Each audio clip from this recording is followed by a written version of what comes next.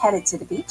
The new Wells Fargo Active Cash Visa credit card earns you unlimited 2% cash rewards on purchases like sunblock and some aloe. You're always forgetting behind your knees. That's real life ready. Learn more. I need a technical guru. That's what I need. All right, here we go. I got to do that shake like Andy does, right? No Andy this week. He's out in Lake Michigan doing his fishing thing, but we're still going to have an off night. Not an off night for him. Hopefully he's catching some big ones. But Andy Jensen, good luck, buddy. Enjoy your time on Lake Michigan or whatever lake you've decided to. We got 10,000 of them here, so got a lot of choices. But we're back. It's the off night. It's the night that the comics get together. Even though they're not working, they're going to make each other laugh. That's what we do here on the off night every Monday night at 8. You can join me on my YouTube page. I also stream it to my Facebook page and a couple of other Facebook groups for comics. We have guests and we have regulars. So let's get to our regulars now. What we've been doing for about the last 6 weeks is my talented wife, Susan, is a poet. Actually, I don't know if poetry is. She's a verse monger, I think would be an apropos title, and she comes up with some great lines. It also becomes our agenda for the night because it's very topical. So I'm going to give it over to my wife, Susan, and here's her poem. Hello, everyone. I'm right here. Verse monger? Verse monger. You're a verse monger. Well, I'm a poet. Poetry sounds too, I don't know, stiffy. Esoteric? Yeah. A poet could come up with that word. Yeah, well, and the IT guy and couldn't get my poem printed, thus the tablet version I'm reading. You know what? It looks like the same thing I would have printed out. It's just, let's have at it. The poem of the week. Used cars are priced outrageous, and Tokyo is contagious. COVID cases rising in 48 states. Olympians catching COVID at alarming rates. Unvaccinated dying. That's not great. Get your vaccine now or plan your fate. Pediatricians say wear a mask in school, but CDC recommends it's not a rule. Tahoe is on fire. Drought is on the rise. Bezos blasts tomorrow in his rocket skies. Depression rates are up. Teens have the blues. Lots of stuff is happening in the news. All right. Thank you very much. I'll be here. That is the lovely and vivacious Susan Salisbury Sweetman. She doesn't use her married name when she's trying to impress people. But yeah, that's very good, and it works as for me. It works as my outline for topics that we can discuss with our comedians, whom I'm going to introduce right now. Oh, by the way, across the bottom of the screen there, I put our StreamYard address. Go ahead and type that into your browser. If you have a camera, don't do it if you don't have a camera because it won't mean much. And you'll come up to our page on StreamYard, which is where we produce this, and then we send it to YouTube and Facebook and everywhere else where it's seen. If you want to join us, go ahead and join us at that address. I'll see your face pop up. If I don't know who you are, I'll send you a private message. We'll discuss, and we'll see about getting you on. We can also do chat messages to us, but let's, since we've only had one regular viewer for the last year, and maybe one or two chime in for us, let's start with this method first. Right now, I'd like to introduce our regulars here.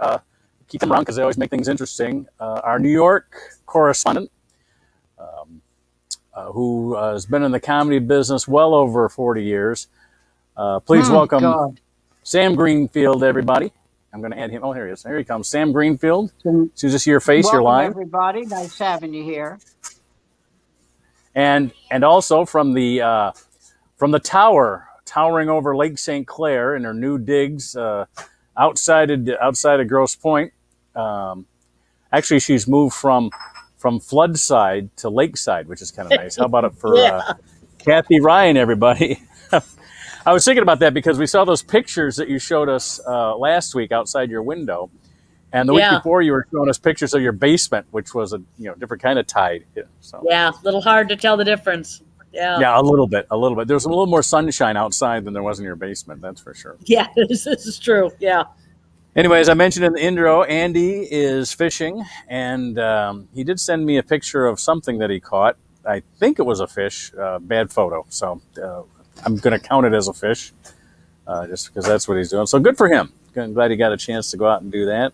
I don't think I've been fishing since I was a kid. Oh, no, wait a minute. I take that back. My youngest son, we got a fishing pole a while back, and we went out and did some fishing.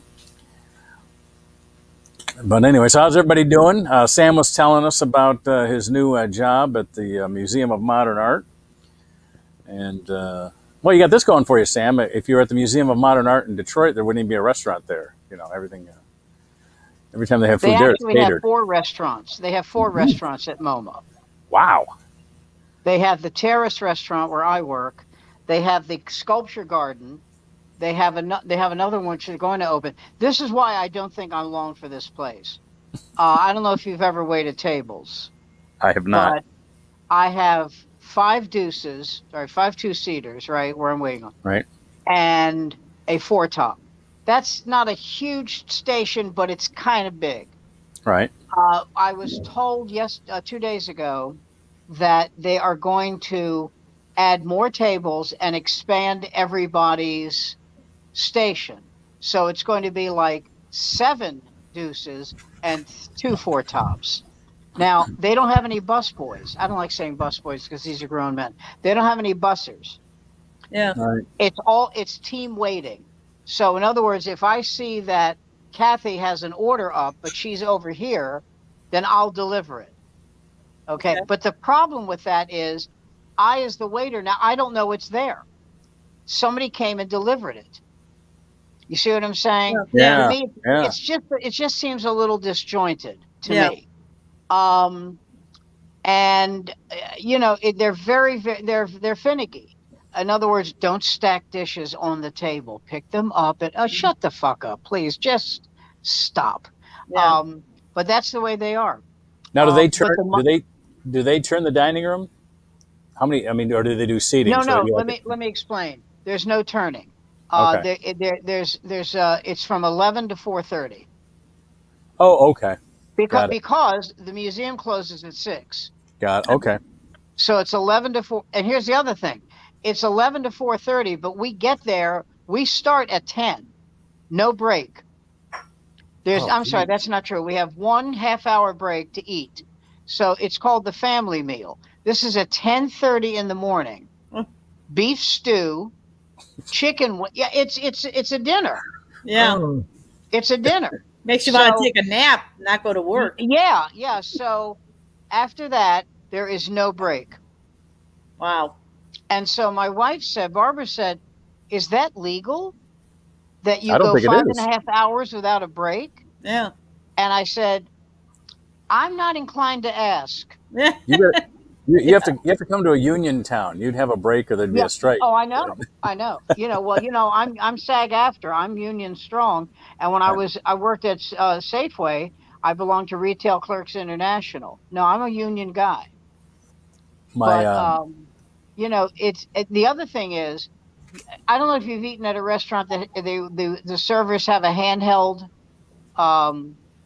charge thing. Do you know what I'm talking about? Yeah. You take Barbara and I eat out fairly frequently, and I have not seen one of those handhelds where when you're presented the check on it, the top tip is not 25%. Yeah. Okay, it's 15, 20. Their top tip is 20. Wow. Which means their bottom tip is 10. Wow. Okay. Yeah. Now I'm a really good waiter, so I average 19. Okay. That's good. Yeah. That's good. But we brought this up to them. It wasn't me, but once somebody else brought it up, I chimed in. I was there 4 days. I didn't think I had the right to open my app, but they said, how about 20? So I said, the top tip I've always seen is 25. Now, the thing that amazed me about his response, the assistant manager's response was, it doesn't cost them a dime to make it more. Doesn't hurt them at all. A lot of our customers are from out of town. They're tourists. They know they're paying more. Yep. Yeah. And this place isn't cheap. It's $12 for a slice of lemon meringue pie. It's not cheap. Yikes. Yeah. Okay. And so he said, I know. How about 22%? And I think I actually went, whoa, like that. Why? Why you cheap? No, I said, why can't it be 25? Yeah. Now, then I remembered the guy, this restaurant is part of a chain of, not a chain itself, but a restaurant group. Yeah. Union Square Hospitality, which is owned by a very famous New York restaurateur named Danny Meyer. And Danny Meyer came up with the genius idea 3 years ago of not allowing tipping. And he's still alive? Yeah. Well, he limps. He has a pronounced. No, so here's the thing. He has a pronounced. He said, instead of that, I'll pay my waiters $17 an hour. Yeah. Okay. So I applied for a job there, and I didn't know this. This is another job at another restaurant that he owns. And the manager said, we don't allow tipping. I said, are you serious? He goes, yeah. I said, well, how much do you pay hourly? He said, and he said this like he was saying $300. Yeah. He said, $17 an hour. I said, really? I average $30 an hour with tips. Yeah. Right. He goes like this. He goes, you do not. And I go, you're right. I suck. I'm quitting. What do you? I said, yes, I make $30 an hour. Yeah. Who can live in Manhattan at $17 an hour? Yeah. I have the answer. Me. Ooh, call me. Do you go to the gym? Sorry. What did you get? But that raises the question. And when I pay with a credit card for a meal, I leave a cash tip. I don't add it to the credit card because no one has ever really defined if I've heard that wait staff they give up 3% of their tips that they get via cash credit tips card. Are not taxed. What? Cash tips are not taxed. And cash tips are not taxed either. They don't have to pay tax on it. And then there are other restaurants that make them wait 2 weeks to get the tip, but it's added into their paycheck 2 weeks later. Well, the cash tips where I work are pooled, but I'm okay with that. Yeah. And let me tell you why. Let's say I get, and you get very, very few cash tips. Oh, see, I cash tip all the time. No, I understand that. Yeah. So let's say I get $9 in cash tips. Okay? Yeah. But Bob gets 30 and Bill gets 15. I benefit from that. Right. Because they made more cash tips than me and it's pooled. So I'm okay. I really am. I'm okay with that. Now I had one customer, a young guy, and he was there with his girlfriend, and he started to give me a cash tip. He said, do you keep all of the cash tip? I said, no, we pooled them. And I'm really fine with it. I am. Yeah. And he goes, so you don't get all of this tip? I said, no. He said, okay. He goes like this. Okay. Okay. Let's do this. And he pulls out a 20 and sticks it in my pocket. He goes, that's yours. Yeah. And pulls out a 5. He goes, that's theirs. Seems fair. And he said, and his girlfriend says, is that legal? I said, no, we're renegade lawbreakers. And she broke up laughing. Yeah. And I thought to myself, if you're going to get canned, that's the reason to get canned. Yeah, exactly. Yeah. But I think my shelf life at this place is, I give me 2 months. So I applied for another job at a restaurant near me, and Museum of Modern Art is quite a ways from your from your apartment, isn't it? It's about 30 minutes. That's And long I'll to tell me. you why. That's a I'll tell you long why. commute for me. Yeah. It's let me see. It's about 25 minutes on the subway, but here's the advantage. The subway I take, MoMA is 11 West 53rd Street, okay? Okay. Yep. 53rd and 5th. All right. The subway stops at 53rd and 5th. Oh, well, there you go. I'm not kidding. It's 90 feet from the door. Yeah. My son is ahead. the only one who's got a better deal than that. He waits tables at Hollywood and Highland, right there in the heart of Hollywood, right across from where Jimmy Kimmel tapes his show. And he's 2 blocks from his subway station in North Hollywood. Fabulous. And the That's station, great. and so he's 2 stations away, and he gets out in the lower deck of the complex that he works in. So he's just taking escalators up to his Well, see, my restaurant. other problem is that MoMA, the physical plant, is enormous. Yeah. Okay. And I have not been able, I've been there, this is my 3rd week. I have not been able to successfully negotiate the path to the locker room or the path to the restaurant. Wow. Okay. I'm okay with everything. I don't. So what I do is when I come in, I wait for a coworker. I just wait. And they say, well, you're going to have to learn this eventually. And I said, why? I'm not going to make it 3 weeks. I said, Yeah. well, not only that, but one of you is going to come in. I mean, this isn't the Burger King where everybody quit.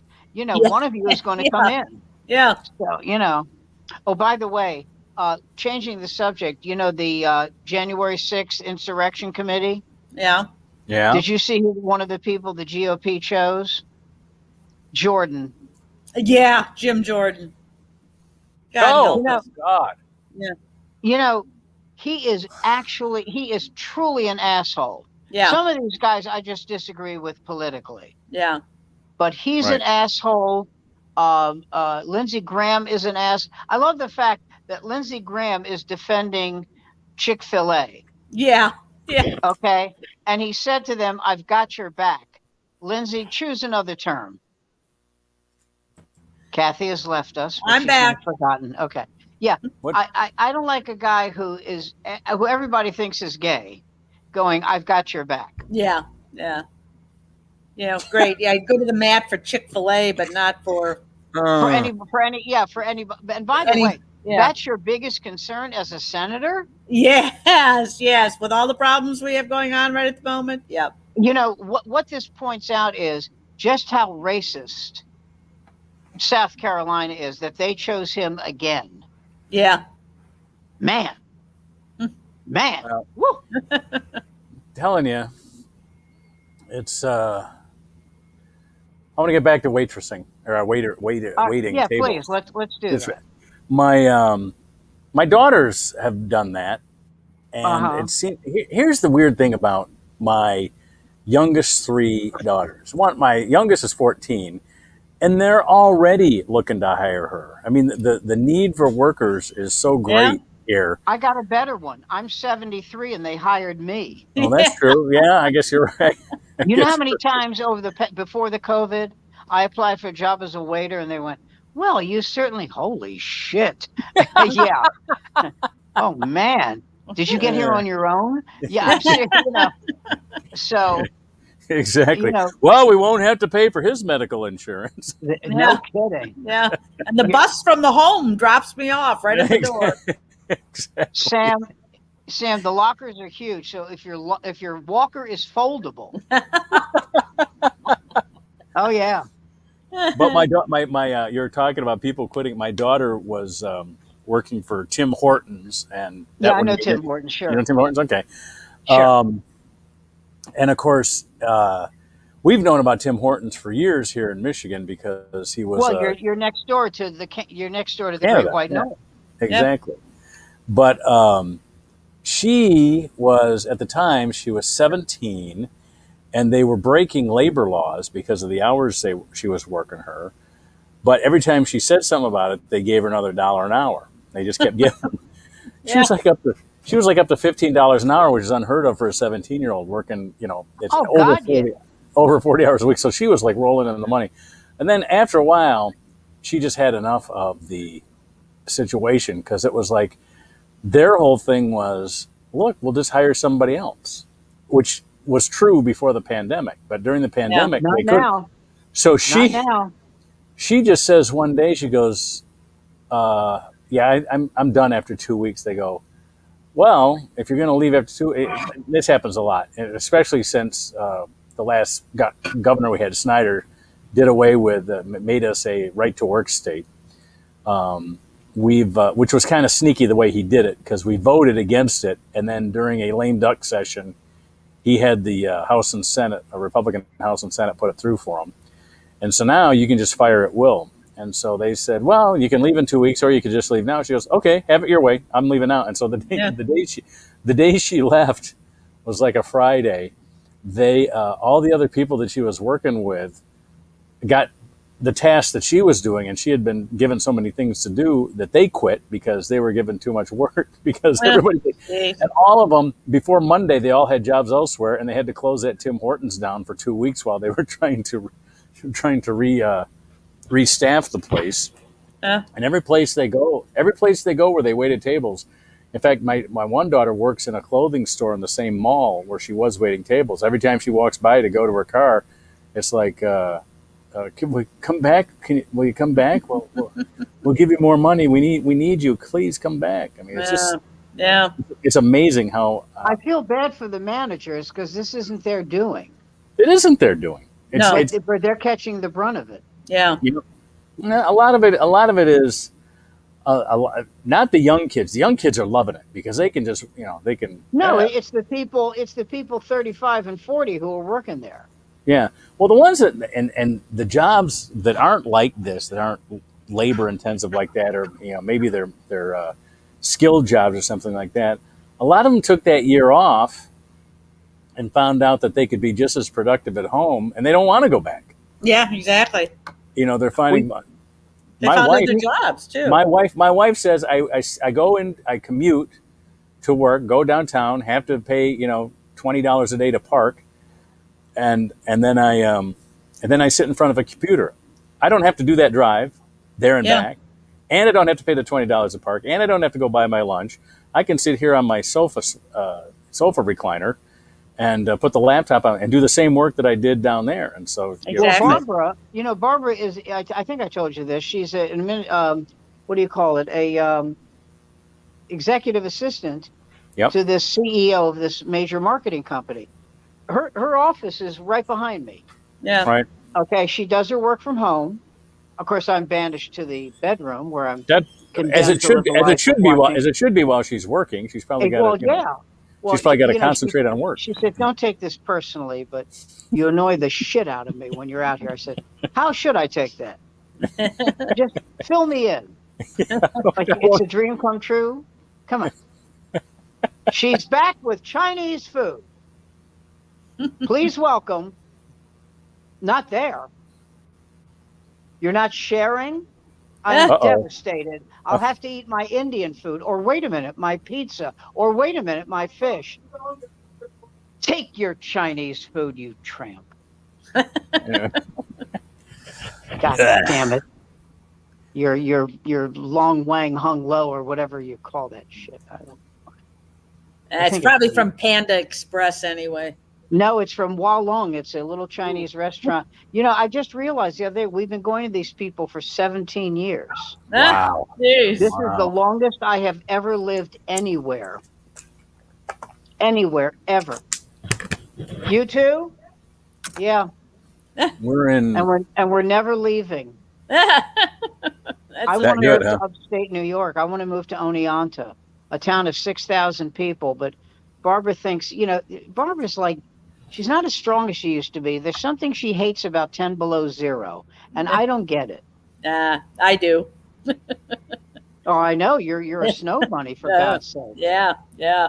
My theory is that you can You can bundle up against the cold, but you can't do anything to escape the heat if you're out there. That's true. That's true.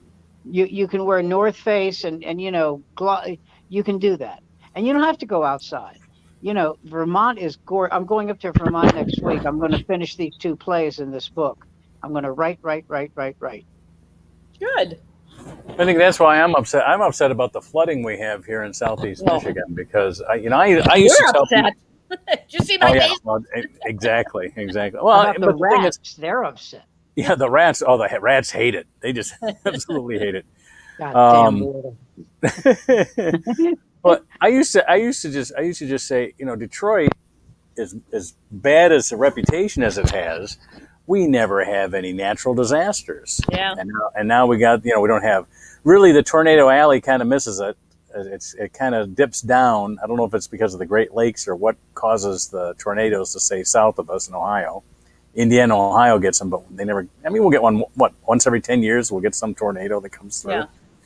And we don't have earthquakes. We don't have mudslides. We don't have forest fires. Well, we had that one in the Upper Peninsula, but what's that? Once every 25 years, we'll get some of our woods knocked out, and that's sort of a natural turn anyway. And nobody lives in those areas. Yeah.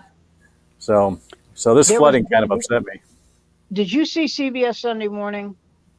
Yes. I see it. Yeah, I see it every Sunday. I love that. I love that story show. about those 2 men who have been in jail and they're not guilty. And Wasn't that awful? gut-wrenching. Oh my gosh. But the other story was about the drought in the West, that without water, this is an amazing thing to hear someone say. Yeah. Without water, that you actually need, LA and Vegas do not exist. Yeah, exactly. Do not it'll be tough on them. Do not exist. Yeah. And I lived in Vegas, and the water line in Lake Mead is like 35 feet lower than it should be. Yep. Oh shit! Wow. Yeah, And you can so, see it just going down. But see, here's the thing. They've been dancing around this for decades. Yeah. They have. I'm not glad it's happening because I have friends in both cities. I have family in both cities. But it's bad. It's horrible. Yeah. And you've got these people, I forget who said it. Maybe it was Fauci. He said if the Republicans were in charge of the country throughout the 50s, there'd be 2.5 million people now with polio. With polio. Yeah, exactly. Good point. 6% of Democrats, 6% are not getting vaccinated. 47% of Republicans. Here's my proposal on that. If you refuse to be vaccinated and come down with COVID, your insurance should not cover that. You pay that hospital bill yourself. And I think the insurance companies, it's incumbent upon them to tell. The insurance company should notify their clients. Yep. If you refuse to get vaccinated and you get sick, we're not going to cover. You better do GoFundMe. Yeah, exactly. And what's great about that is they'll then call on the government to force the insurance companies to pay for it. Right. Okay, fine. Cover my abortion too. Yeah, exactly. My body, my choice. By the way, you know what I think the insurance company should do? Because you can do this. Declare bankruptcy. Yeah. Sure. And then start over. And in the ensuing time, listen, is it a coincidence that the states that have the highest non-vaccinated, Louisiana, Mississippi. Oh, by the way, did you see what they're doing in Tennessee? They're not just vaccinating kids with COVID. They're not vaccinating kids for anything. Anything. Yep. They're discouraging any vaccinations at all. Not discouraging. No. Oh man. I know. You can't practice being that stupid. I know. Well, my solution was that this was kill them all. Well, I said this was the virus that was sent by God. Remember how the Republicans claimed that the AIDS was sent by God to punish homosexuals. So this is the virus God sent to punish the other side. There you go. Yeah, all you heterosexuals out there. Yeah, all you heterosexuals out there. All you. But the scary thing, and this is true. When these people, these morons, get sick, it's God's will. Yeah. Yeah, I know. Did you see they interviewed the Isn't that a president? shame? Yeah. Thoughts and prayers. Isn't that? Oh, excuse me. Yeah. But they interviewed the president of Purdue University, who was the former governor, Republican governor of Indiana. And they said, what about, they're not going to require vaccinations. At Purdue. At Purdue. And somebody said, well, you require vaccinations against measles, mumps, rubella, all those other ones. My son went there. He had to get all shots when he went there. Why? How can you not require about COVID, right? COVID? And he said, it's unproven. Oh God! Oh God! Oh God! Oh my this God! This is the president of Purdue University saying this is an unproven vaccine. We don't have. All right. Oh God! All right. Now wait a minute. I have proposed that we stop trying to vaccinate all the people that don't want to get vaccinated, right? And make sure everyone else that wants to live is protected. Yeah. And let these people go to their glory with Jesus. Exactly. I mean, isn't I'm that okay really? with that. I'm okay with that. I'm good with it. Isn't that what they really want? But just don't give it to my granddaughter who's the ventilators. The government doesn't pay. No, die in the street. Yeah. Well, don't give it to all my grandkids that are under 12 and can't get the vaccine yet. Now, here's the only argument I've heard against that I give some credibility to. Some of the people have said, the doctors have said that by allowing it to be into these people that have been unvaccinated, and it's not the same for the people that get it that have been vaccinated. So even if you catch it, they're trying to say some people that get vaccinated, they still get it. So why should I get vaccinated? Yeah. The thing is, it's in the unvaccinated people that this virus mutates and becomes the Delta virus, which is even more destructive. And so the only argument that I give credibility to for not letting these people just die is that when they get this virus, it can mutate and become an even more virulent strain. Exactly. And here's my question, too, about all these Olympic athletes like Coco Gauff, who tested positive for COVID, and the member of the gymnastics team. I don't know if they're the alternate. Yeah. Yeah. Weren't these people vaccinated? And why not? Evidently not. It should have been mandatory vaccination if you want to participate. My friend Mandy Wright, who's a photographer for the Free Press, is over there, and she had to show proof of vaccination in order to go as a reporter. I'll tell you this: if my kid was accepted to Purdue, I'd find another college. Oh, I was horrified when he said that. All right. Well, my son went in 2003, so I'm going to ask you to cut me some slack on that. My son went in 2003, so it's not the same university. It's okay. No, my niece's daughter went there. Yeah. And I used to perform, and you did too. You performed at Nick's. In fact, I think Nick's is one of the places I worked with you one time, if I recall correctly. Yep. And the only thing I caught was when we were touring that one time, a girl named Becky Sue. Nick's wasn't Nick's the place in stands. Wasn't Nick's the place where they had the condo on the hillside and Frankie Bastille was hanging out there? Was that you that I was with? Yes. I think I loved him. He was what comedy was all about in the 80s, wasn't he? He was just like trying to explain Frankie Bastille to today's comics is like, he was taking gigs away from young comics who were just trying to get their foot in the door. Yes, he was. I'll tell you something about him though that I'll never forget. I forget where. Well, I forget the room, but he emceed an open mic. Okay. And I thought, oh man, not the Prince of Darkness, not Frankie. He's going to rip these kids a new ass. He was so professional. Oh yeah. And he was so objective, which these kids needed. Yeah. You know, and it was such a pleasure. And I said to him, you did a great job of emceeing. He said, you know something, Sam, these kids are nervous enough, shit. And I thought that, but here's my impression of Frankie Bastille. You ready? Yeah. You're the prettiest girl I ever seen in my life. I love you. Want to do shots? That's Frankie. And then one day we were performing, I forget where, but he was supposed to be my ride to the airport. But I met someone who decided she would take me. Okay. And so I knocked on Frankie's door, and a girl answered the door. And I said, is Frankie in there? I swear this happened. Is Frankie in there? And she goes, that's his name. Shit, thanks.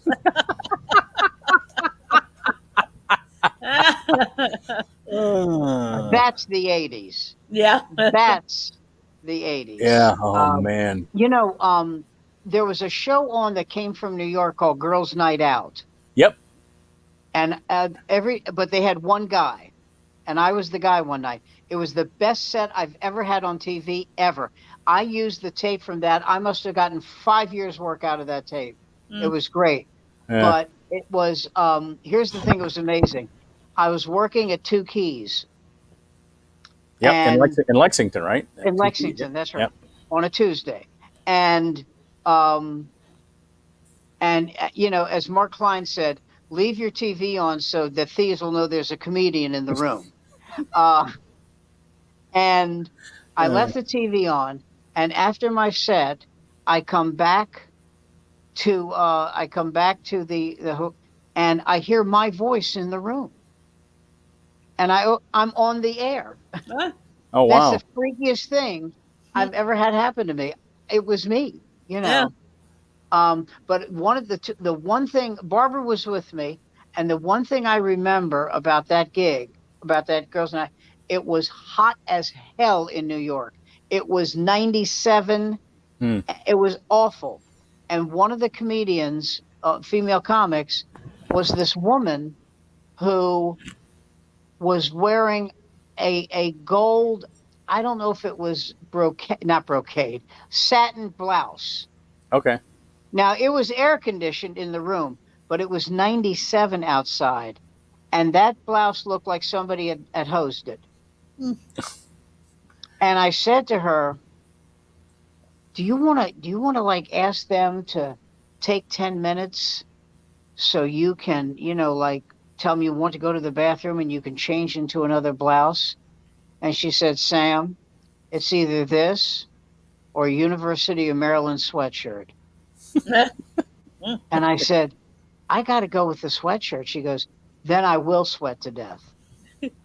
She was so screwed. I felt bad for her. Oh, jeez. Because it was like, it's the reason I never wore a T-shirt on stage that had like property of it, because people were looking at the shirt. They're not listening to you. Yeah. And you couldn't help but stare at just the sweat. It was just, I felt bad for her. Yeah. Oh, and this is the other funny thing.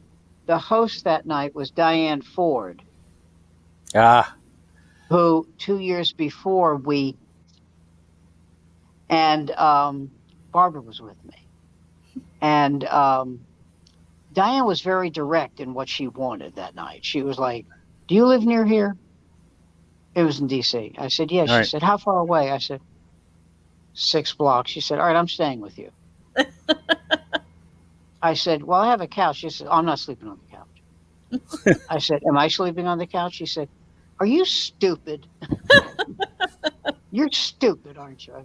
I went, oh. She goes, oh. I go, oh, okay. She goes, I said, why? She goes, well, you're cute. I said, what better reason is there? I can't. Well, it certainly was my ability to grasp issues. Jesus, duh, you mean me? It's just, so it's for your looks and not your brains. Come on. Sam. Evidently. Yeah. Now you know how women feel. You know something? I have 3 sisters, a wife, a daughter, and 10 nieces. I know how women feel better than you know. Yeah. Believe me, I was raised in a matriarchy. I was with Diane Ford and Sharon Rearick the night before I got married, and holy shit, you have my sympathies. Yeah, and Sharon always, because of Diane Ford's reputation, Sharon always says, "It's a good thing you have me as a witness." Well, Sharon Rearick was my manager for about an hour and a half. Oh, really? didn't Yeah. know that. She was, and this is what killed it. She went back to Ohio, right, for a couple of Yeah. weeks. Yeah. She was working for what's his name, the guy who books all the Catskills things, Rap. She was working for the Rap agency, Oh, okay. Joe Rap. Yep. And so she comes back and she says, I want to meet you at the Mark Hotel. It's a nice hotel. And the first thing I thought was, we're going to discuss business. We're going to, map out a strategy, blah, blah, blah. I get to the Mark Hotel, to the bar. It's karaoke night. I didn't discourage me, got to meet somewhere, right? Right. She's with 6 couples who are friends of hers from Ohio. And they are there to drink, all of them. Mm-hmm. And the first thing she said to me, if the first thing she had said to me was, listen, let's go over here. My friends, first thing she said was, you know where I can score some weed? And I immediately said, I'm done. So there was a show on TV, and I can't remember the name, but it was a late night talk show, panel discussion show. The host was this woman from England, on CBS. I can't remember it. But it paid well. So I'm sitting there, and I didn't need to, wonder about what I was going to do. I mean, Sam, Right. can you talk? That was essentially it.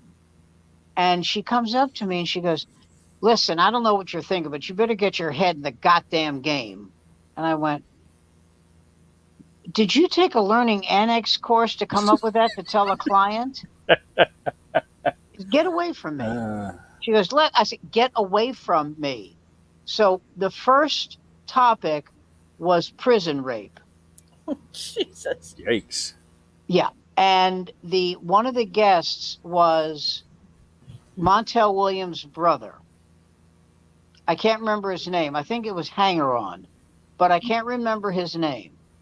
And the first thing he says to me is, Sam, what are you going to do if you're in jail and Big Bubba has his eyes on you? And I went, I've never, ever met a racist black man. Congratulations. Oh, God.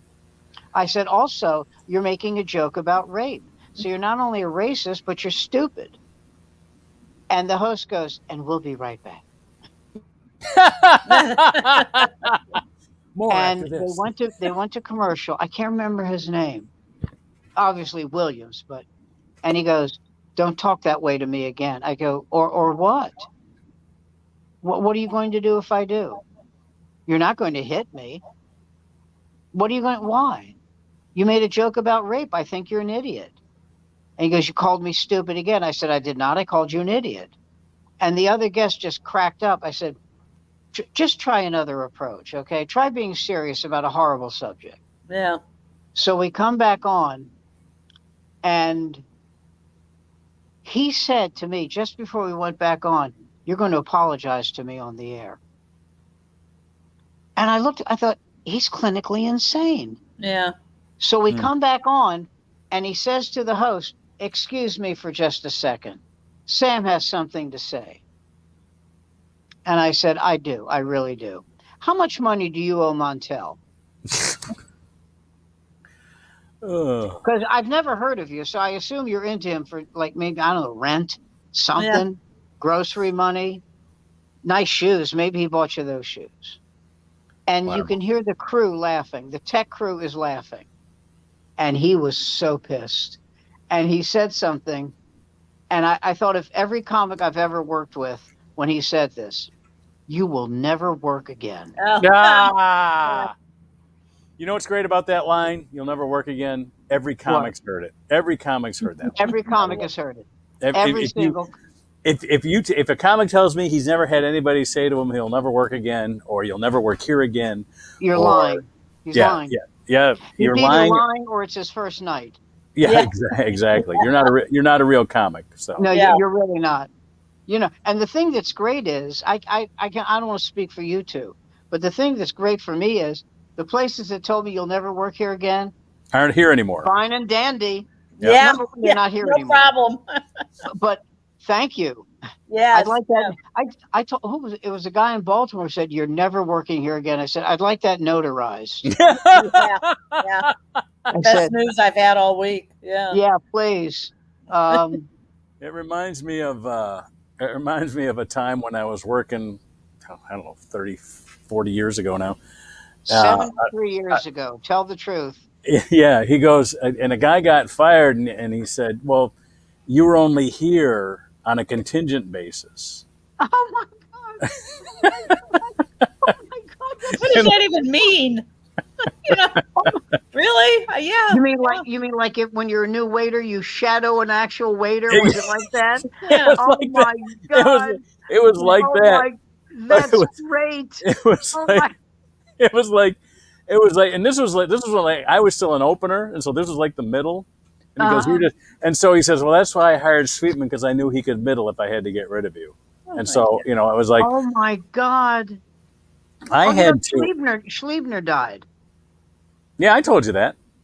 Oh, that's how I found out. Okay. Yeah, because you told me that you dated his girl, Susie Byman. his partner. Yeah.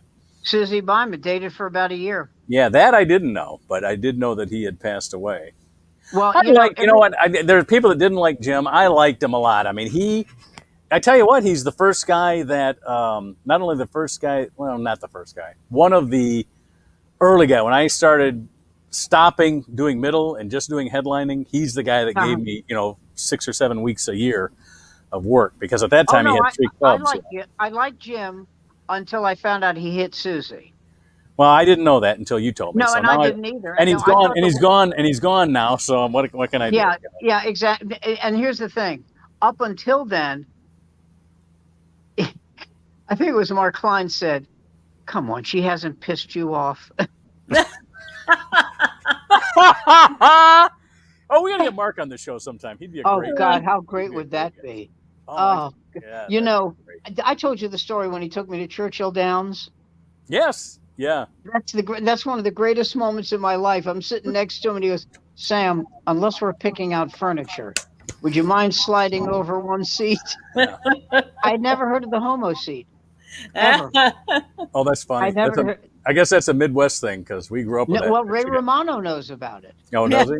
Yeah, he's not Midwest, so I guess everybody. I guess it wasn't a DC thing. Well, well, tons of homos in DC, but now there is. There is. Well, there was this documentary, Outrage, about gay Republicans who vote against every gay issue that might benefit gays. They're in the closet. Yep. And who didn't know that? Who didn't really, Sam? Be honest. Who didn't know that? Amongst those of us that kind of pay attention. Of course. Who did not know that? Well, the one I felt bad for, I really did, was David Dreyer. Good-looking guy, congressman from California, sharp as a tack. Yep. And because he was gay, he never moved up in the Republican Party. And they came up with some bull issue like he has certain character flaw. The guy was money in the bank. He was nominated by someone to be the chair of the Republican Party, and they just shot it down. Here's the thing, you got to be gay like Lindsey Graham. You can't be, anything but. You can't be partial. Yeah, you can't be. I think he might be. No. Yeah, it's like being a little bit pregnant. That's exactly right. Yeah. But Lindsey won't come out. No. He's not married. Why not? Well, you're 67 years old. You've never been married. And no woman, by the way, that's okay. But no woman in sight. No. He doesn't even have a beard. Right. He doesn't even hire he doesn't even come to these with a cousin. Yeah. Exactly. Yeah. Sue and I had a friend in college, and she'll remain nameless even though she's now passed away. But when we were in college together, she was what you would call in the old days a dish. I mean, she turned heads when she walked in the room. She was not only physically attractive, but she was vivacious, and everybody knew who she was. Everything you'd want. It's kind of like, she's going to, attract whatever guy she wants to. And when I was like working in local radio and television, she would say to me, "Oh yeah, well, he's gay." And I go, "How do you know this?" And she goes, he hasn't tried to hit on me yet. And so that was, and Oh, I'll be damned. that's funny. I'll be damned if every guy that she told me was gay turned out to be gay. Wow. Because her thing was, I just get hit on. Yeah. Yeah. Never had that problem. And when I think about Lindsey Graham, I think about there's no woman that ever has any story about him trying to sneak her into the back room or anything like that. Yeah, no sexual harassment. Let's just say he's no Bill Clinton. Let's put it that way. But I'll tell you what I think about him. I think that he is so, and this is just conjecture. I think he is so paralyzed with fear. Yep. About being found out. He doesn't have a guy. He doesn't date. No. I believe that he is. He's so trapped in that Southern mentality. Yeah, I think. And by the way, the South is a loading dish for gay men. Yes. Tennessee Williams, Truman Capote. Yes. I mean, please, Brett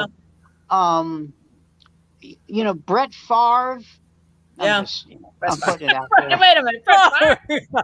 Hold it. Joe Namath. Joe. Yeah. It's the real nickname was Joe's Willie. Yeah. Ty Cobb.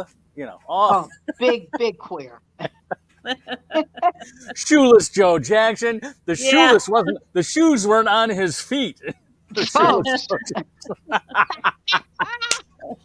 Oh, that's great. Earl Campbell. Yeah. Roy Clark. Oh my God. Yeah. By the way, I did hear that about Roy. That he was gay? I did hear that about Roy. Who cares? When he was that's picking, one of those things where women say, "Oh, all the good ones are gay." No, we wouldn't say that about Roy Clark. Well, let me say, when Roy was picking, he wasn't grinning for nothing. That's all I want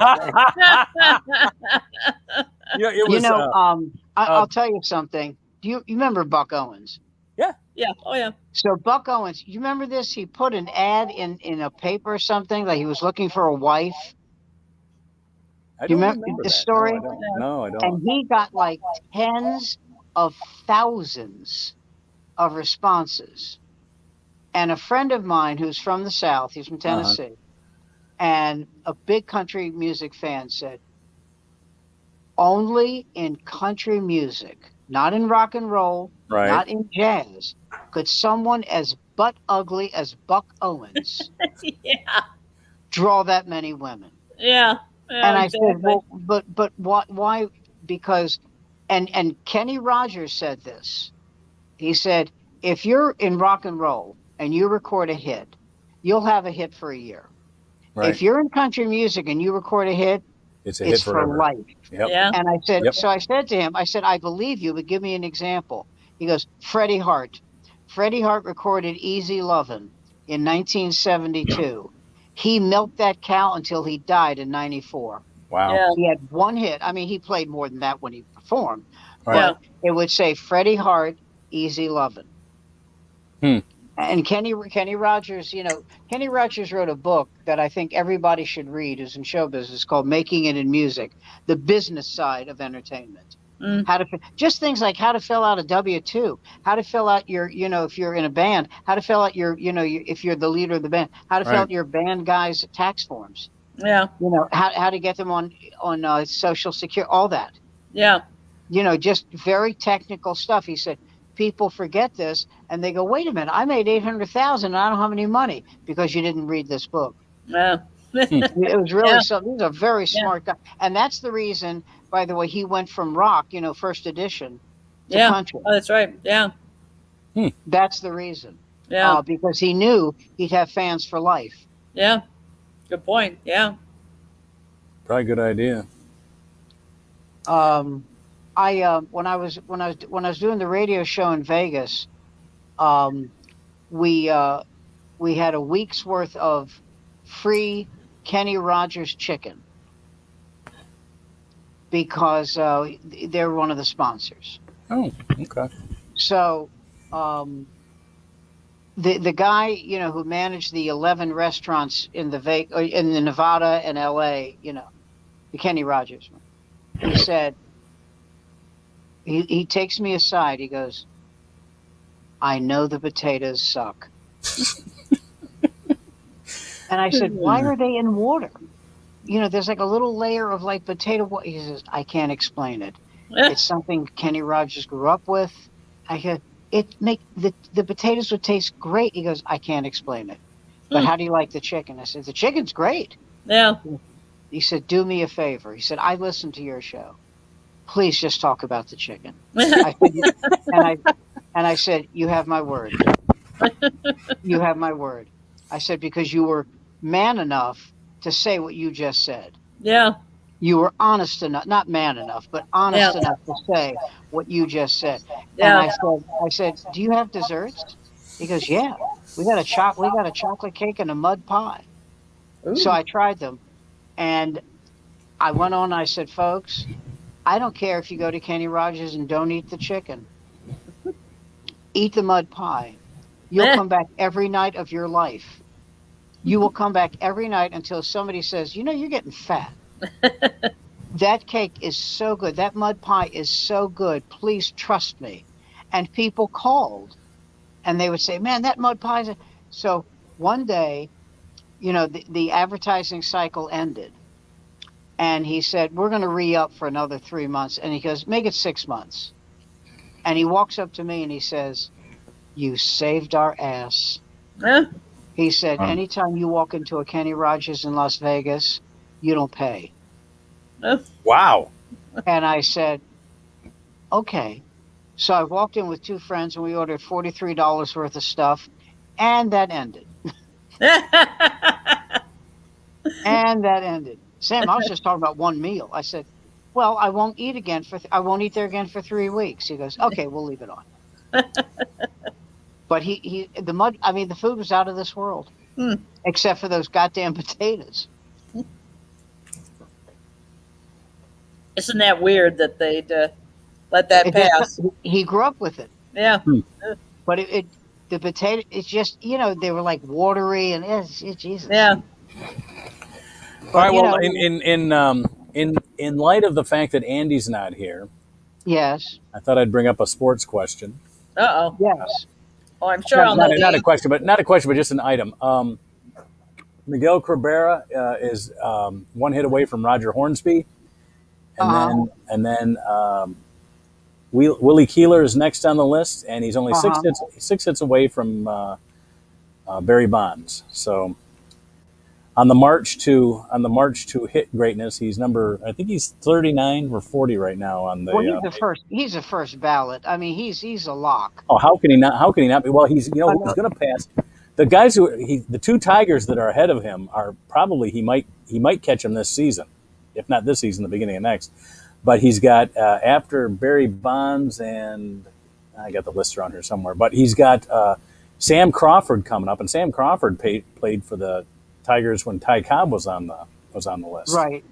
And of course, he's not going to catch Ty Cobb or Pete Rose, or Pete Rose, no. Yeah, but he's got I think he's at 29-30 right now, and I think at 29-65 is Sam Crawford, and then at 3007 is Al Kaline. So he may not get there this year, but definitely next year. So. But he's been having some great games this year on a lackluster team, you know. I can't explain why, but in the late 60s, I had such affection for the Tigers, and I don't know why. I'll tell you why. They were Yankee killers. Every year the Yankees. No, but it was I loved when who was it? Northrup got injured and Mickey Stanley took his place. Is that what happened? Somebody got injured and somebody took somebody's place. Those two guys. Al Kaline got injured in '68, the year they beat Gibson in the World Series. Right. Al Kaline got hurt. Al Kaline got hurt in August, and he was playing right field, and Jim Northrup took his place out in right field. That's right. But Jim Northrup was, Gates Brown. My wife and I were just talking about that today. The Tigers, I don't know what happened to this, but the Tigers used to have a line into the prison system. because apparently they don't have the prison leagues like they used to. But the prison leagues almost replaced the Negro leagues because all the Negroes that couldn't play in the majors were in prison, I guess. I don't know. That's right. But anyway, but Gates Brown and Ron LaFleur were both all-stars for the Tigers that they found in the prison system. And LaFleur was terrific for a while. Yeah, he was really good. He was the center fielder before Gibson came along, I think. Is he alive? I think so. You know, I used to see him at old timers games, or whenever they had an anniversary night with a lot of the players, he would be around. Let me take a look to see if he's still around. He may have passed on. Those guys are so old now.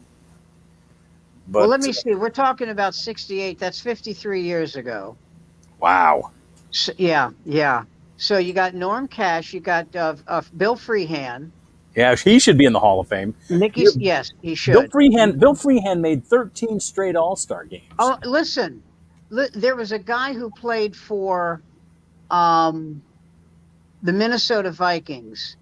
Their center, Tingeloff. Yes. I can't remember. Yeah. This guy, him and Paul Krause should have been in the in the Football Hall of Fame like the first year, and it took them forever. It amazed me. And the other thing that amazed me was Alan Page. You know, he was a big guy. He was like 6'5", 250, 260. Mm-hmm. And then, you know, he went to law school, became a judge. He headed the Superior Court of the state of Minnesota. But he started jogging, and he started marathoning, and he lost like 60 pounds. He was like, you know, like he looked like a swimmer. You know. I think he's still alive. Ron LaFleur played 6 seasons with the Tigers from 1976 to 1982. He only had 59 home runs, but he had 455 stolen bases. Oh, wait a minute. Wow. There was a CBS movie about Ron LaFleur. It was called 1 in a Million, the Ron LaFleur story. Now, who played him? LeVar Burton. LeVar Burton. The funniest thing about that was that they had Billy Martin championing him. Billy Martin, who couldn't let a day go by without saying the N-word, you know. And what was the name of that guy? Oh God, he played for the Oakland A's. Reggie Jackson? No, he was gay. Oh God. And he was a good player. And God damn it, died of AIDS. And he went down to the minors. Oh man, what was his name? I'll have to look it up. And he came back, you know, he was ready to come back up, and Billy Martin said, "No fag is playing on my team." That's our Billy. That's our Bill. Well, you know the joke I told about Billy Martin. I got booed here in New York, but I didn't give a shit. The joke was Billy Martin, the only man to die sliding into home. Oh! Thank you. Glenn Burke. Glenn Burke. Glenn Burke. Glenn Burke, that's it. He invented the high five. That's right. That's not with the A's. He was playing for somebody else. I think he was playing with Atlanta. I think maybe the Dodgers. Dodgers, that was it. He was playing for the Dodgers when he invented the high five. You're right. Yeah. Forgot all about that. But, you know, Billy Martin, you know, as much as you might say of his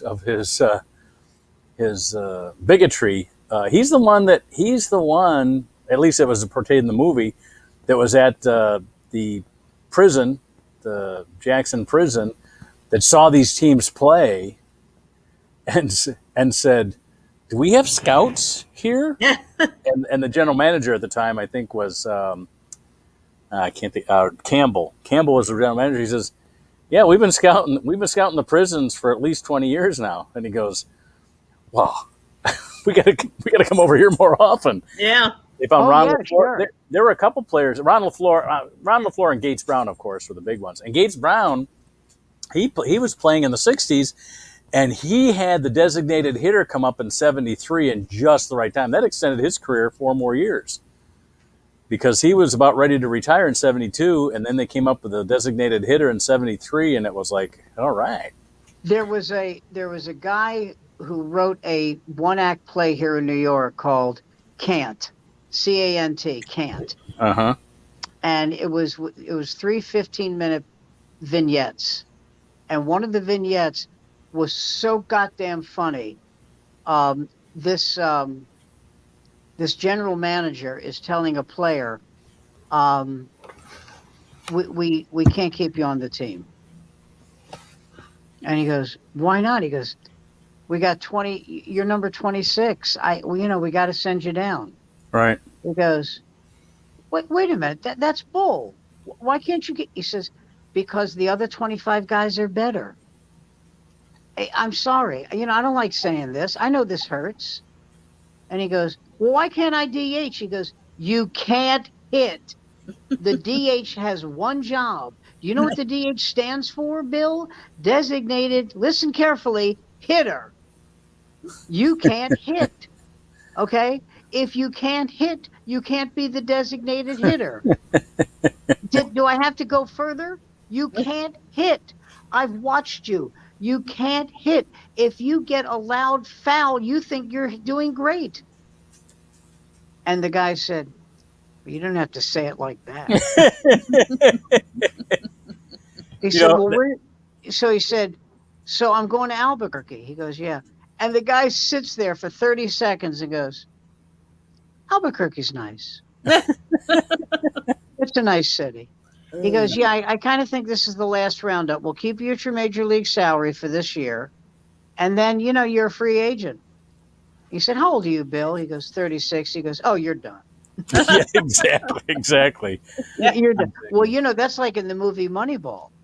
When they were figuring, after they, got rid of Pena and they got rid of Jeremy Giambi and all those guys, right? Right. And they were looking for how to make trades to get Rincon. And, he says, what about this guy? And he goes, no. He's 25 and in AA. No. If you're 25 and in AA, no. Can't use you up here. Go ahead. The Tigers just had a Rule 5 player that Seattle took in the Rule 5 draft.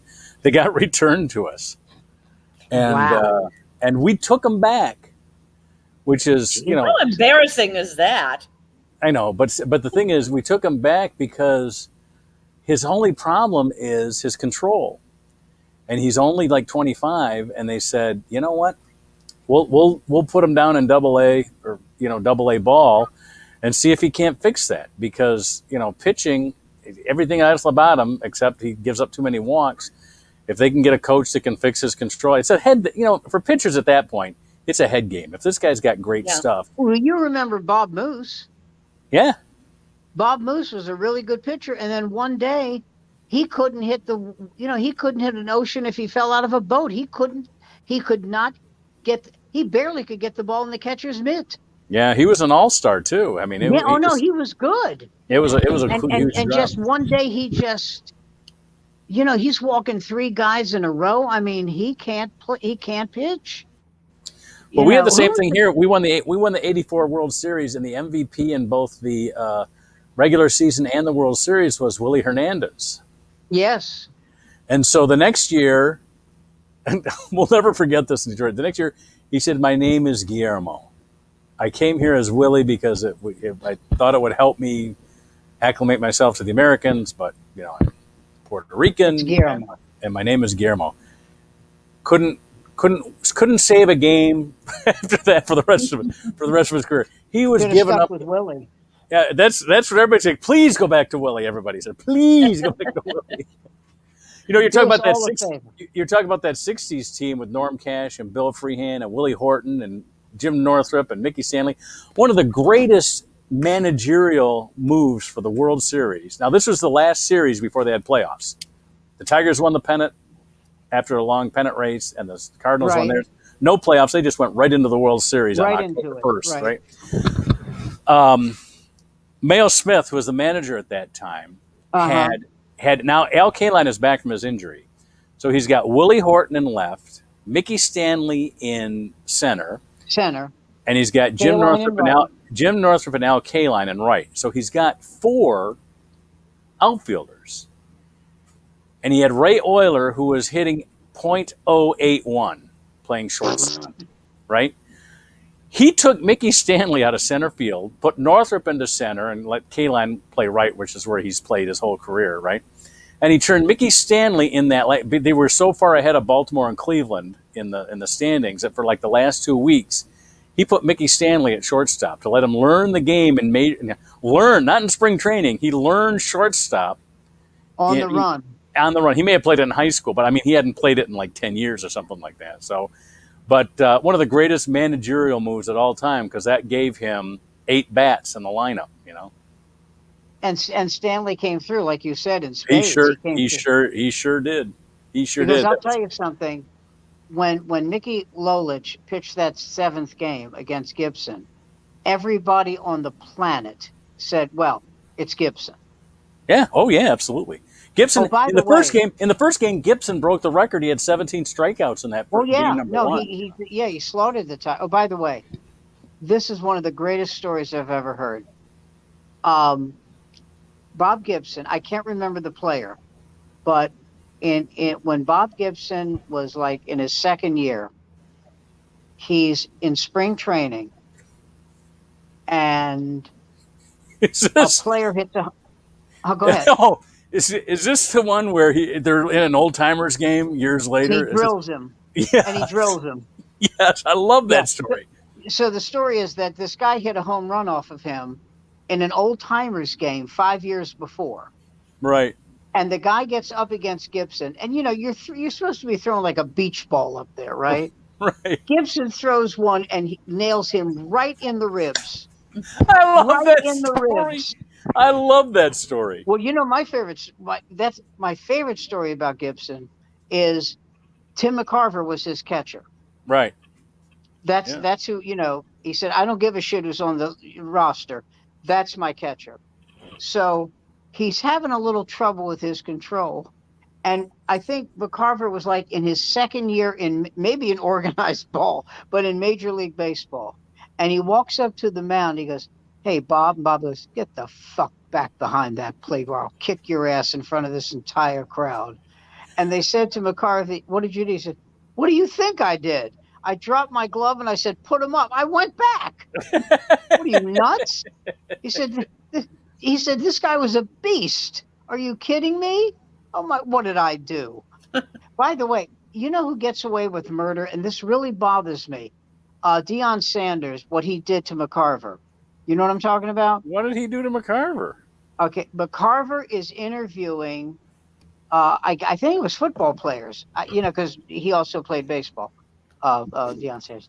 And Deion Sanders poured a huge Gatorade bucket on him, right?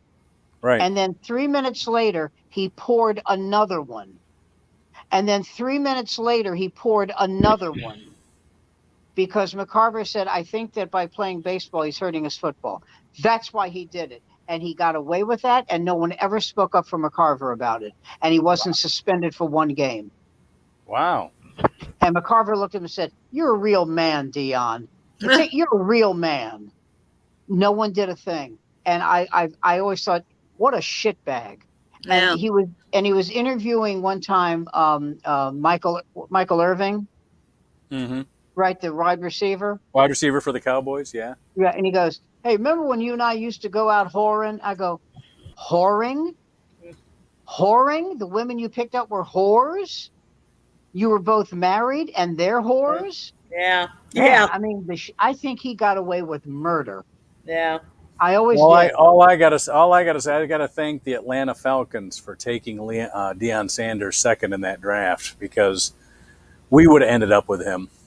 And the draft went Troy Aikman, Deion Sanders, and Barry Sanders. So I'm so thankful for the Falcons for taking. And the other thing Deion I hated about Sanders, when he intercepted a ball and was going for a touchdown, he would like prance when he got back to the other team. I would have. It would have been worth $1,000 to jump off the bench and nail his ass. And also, he gets all this credit for being a great cornerback. never tackled. Never tackled.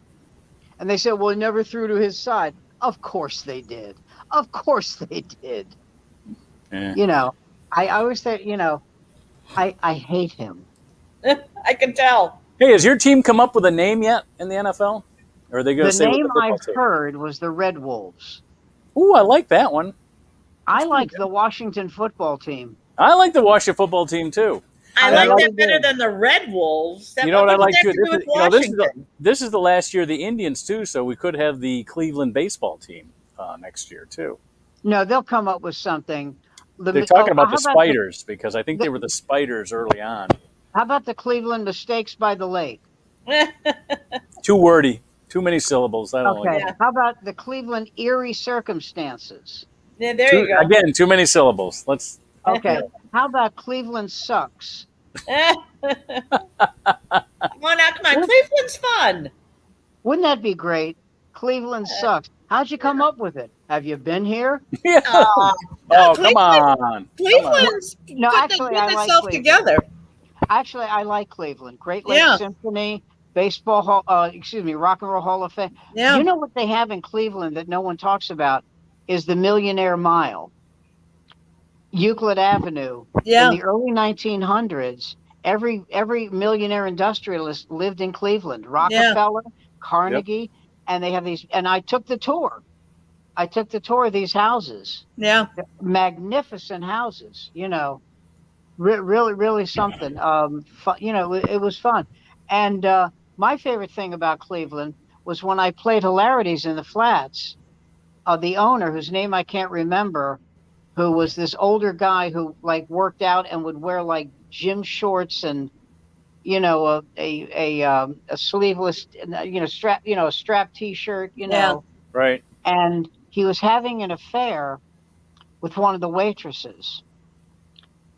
And Oh, I his wonder which club owner that was in the 80s.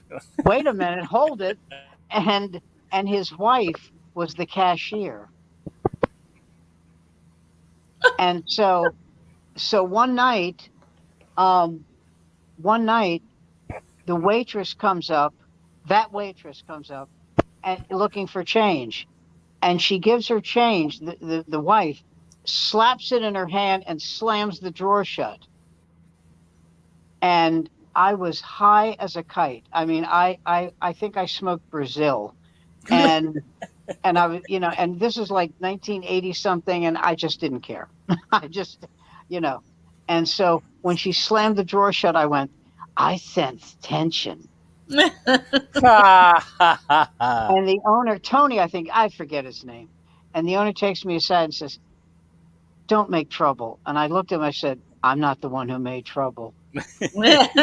Yeah. And you know what he said? He goes, "Fair point." Yeah. I go, "Why did you do that? What? You've got another club in Cuyahoga Falls. Why this one?" He goes, "I like her." Yeah. I go, "Then why do you have your wife as cashier?" He goes, "She's good with money." Oh God. See, And it's I all go, practical. Yeah. And I thought, you have an answer for everything, and every answer is right. He Yeah. goes, and he gives me an effect, and it was affectionate, a little punch in the shoulder. He goes, "Ain't that something? Ain't that something?" Yeah. Good to be right. God. Yeah. Sam, I heard a great showbiz story, and I thought about you All right. this week. It was Ethel Merman and Loretta Young. Oh my God. Both, Oh my God. I've never heard those Right. two names in the same sentence. I'm sorry. Go ahead. Shit. you're gonna love this because it takes place in Hollywood, and both of them had gone to Hollywood from Broadway. Ethel Merman, after a long and very successful Very Broadway successful. career, and Loretta Young did much better in Hollywood than she had on Broadway. Absolutely. And the reputation was that Ethel Merman was a bit bawdy, and Loretta Young was just the opposite. Devout Catholic. Yes, Oh, yeah. and and so anyway, whatever they're working on together, and I'd have to probably go through IDBM to figure out what it was, but and whoever told me this story told me what the movie was, but I can't remember.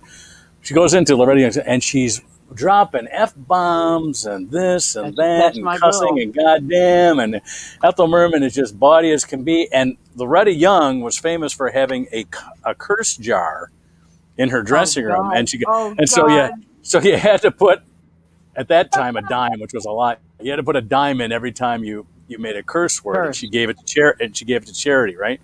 So Ethel Merman comes in and goddamn this and goddamn this goddamn fucking assistant director, blah blah blah, and Loretta Young goes, Ethel, the curse jar. And Ethel Merman opens up her purse, takes out her wallet, takes $5 out, puts it in the curse jar, and goes, "Go fuck yourself." That's great. Isn't that a great story? Oh my God. Years ago, on the Perry Como show, I think I told you this, but Red Barber would do an ad for the Polaroid land camera. The baseball announcer, Red Barber? Yeah. Okay. And it was a perfect commercial because it was a 1 minute, the Polaroid camera took 1 minute to develop, and it's a 1 minute commercial. And they always came out, Sure. So the picture was of Perry Como and Ethel Merman. And Ethel Merman says to Red Barber, this is so great, because there was no tape delay. And so Ethel Merman says to Red Barber, "Oh, could you take another one? My mouth was open." And Red Barber said, "Well, honey, how else would we know it was you?" And they took the boom mic. They didn't have lavaliers then. They Right. took the boom mic away, and you could hear Ethel Merman go, "You redhead son of a bitch, you!" Oh my God! And when they came back, Perry Como was just crying, laughing, just laughing. And he goes, later on, and years later, they did an interview with him. He said, that was one of my top 3 favorite nights in my career. He said, because first of all, I'm a baseball fan, so having Red Barber was great.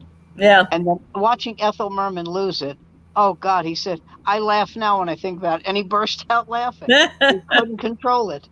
Oh God. The great thing about Red Barber, Yankee broadcaster for years, he didn't care who won. Well, that's And how he was paid by broadcast. the Yankees. That's how He didn't care broadcasters who should won. be. Yeah. Yeah, I agree. I hate homers. You can't help it though. You're That's paid by true. the team. Yeah. Well, and sometimes especially when if it's a team that has a story, at least for that season, you know what I mean? It becomes like, for example, Ernie Harwell had stopped broadcasting the Tigers, and they had a new guy who's still with them. I wish I could think of it. Dan Dickerson. Uh-huh. And the Tigers in 2006 hired Jim Leland and took them to the World Series. Pittsburgh manager? Well, he had been with Pittsburgh, and he took them to the World Series. Oh, you mean to manage the Tigers? To manage the Tigers, yeah. Oh, I thought you meant as a. Oh, yeah, I remember he took the Tigers to the series. His first season. I mean, he had taken Pittsburgh, and so they got him because he had developed a young Pittsburgh team and took them to the World Series, and then developed a young Marlins team and took them to the World Series. No, he's a terrific manager. And so he took the Tigers, and then he did it. But with the Tigers, he did it in their first season, and it was only 3 years after they had broken the American League record for most losses in a season. And so that was a story when the announcers got emotional about it. Can't think of the kid's name now. Who hit the walk-off home run against the A's in the playoff series. And that kind of homer announcing I didn't mind so much because it was just such a huge... That was a huge story. That was a huge achievement. Exactly. No, that's a human interest story. It's like there was a guy who used to broadcast for the Mets when they sucked, when they were horrible. Which time when they sucked? Because they go through iterations of sucking. I'm amazed they're doing well now. I'm amazed, but they are. This is just before they won the series, like 80, 81, 79. Uh-huh. And they had a player named Gene Clines. And Bob Murphy was their announcer. And every time clients came up, Murphy would announce it exactly like I'm doing it with you now. Gene Clines is coming to bat, who brings an added dimension to the Mets. Speed. Speed. And Joe Bolster made a living off of how bad the Mets were. He said, the Mets really don't know how to run an organization. He said they had a senior citizen discount. Okay. All senior citizens, half off ticket price. Where do they seat them? The upper deck. Yeah. He said, you see a vendor up there going, oxygen, get your oxygen.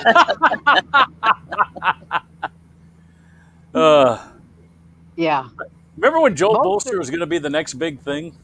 He was. I don't know what happened to him, but I know one thing that happened to him. I don't know if I was watching. He was on Star Search. Yep. And he froze. Yeah, I remember that. That's probably what happened. And Joe's a nice guy. Joe's a very decent guy.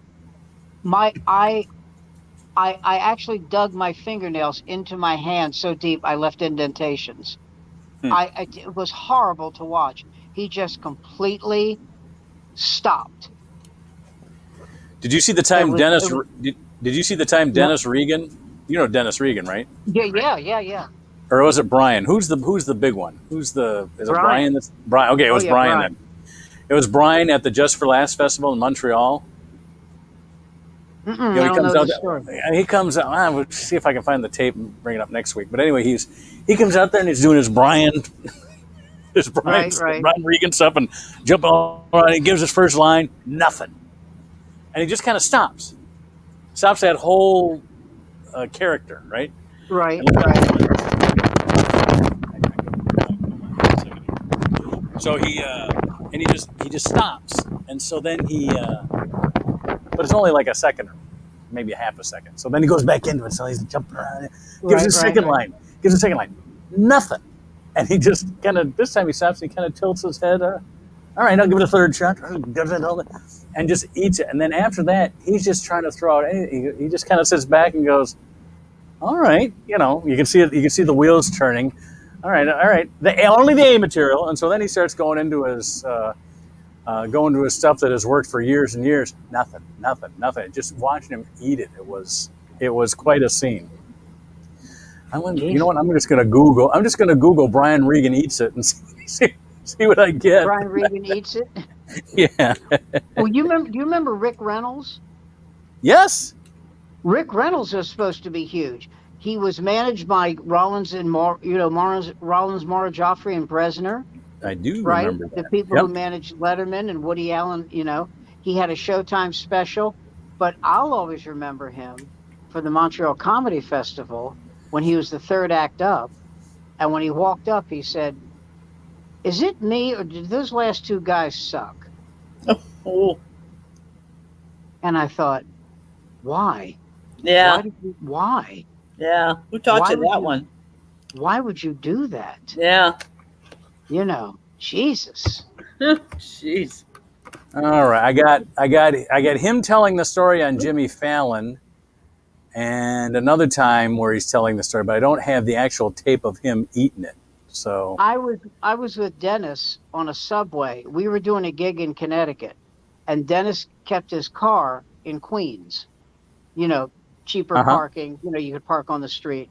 So we're on the subway, and this idiot is hassling us, in our face. Right. So I said to Dennis, listen, I know I'm a little guy, but when the subway doors open, we're going to throw him out. We're going to shove him out.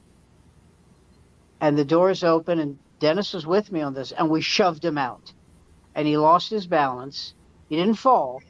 And by the time he got his shit together, the doors had closed. And to me, it was no different than stepping on a bug. You're bothering us, boom. Dennis was fairly shaken up by the whole thing. So I put my hand on his shoulder. I said, don't be so upset. He thought you were Brian. Yeah.